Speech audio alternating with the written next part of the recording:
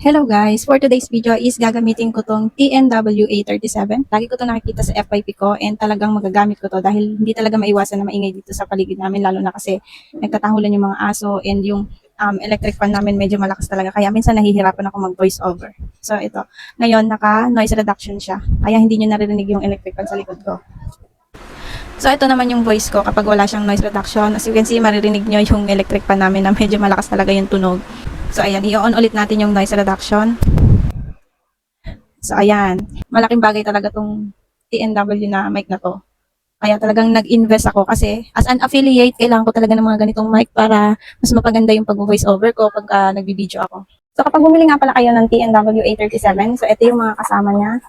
Meron siyang kasamang manual, meron din siyang kasamang dalawang magnetic clip. Meron din siyang kasama yung bilog. Pwede mo siyang idikit dito. At ito yung ginagamit ko dito. Ayan, dito nakadikit siya dito. Meron din siyang kasamang parang yung, ano ba to, parang foam. Kalang ilalabas ko siya. Ayan, yung parang malambot na foam. Dalawa din yan. Meron siya nung pinakang charger cord, type C. And meron din siyang lanyard. So, kung gusto nyong isabit sa leeg yung mic, pwede din. Meron siyang pinakang pouch. Ayan, ang laki ng pouch niya. At syempre ito, yung pinakang case niya. Pwede din kayo mag-charge mismo dito. Ayan, ganito siya. Pag iinan mo, nadikit siya.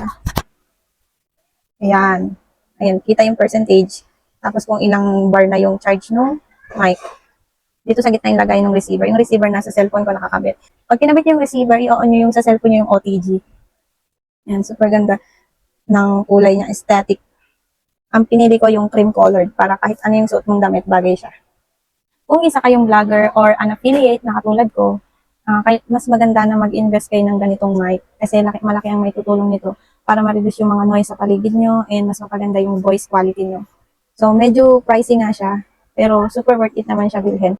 Kaya kung ako sa inyo, mag-check out na kayo nito, super worth it talaga.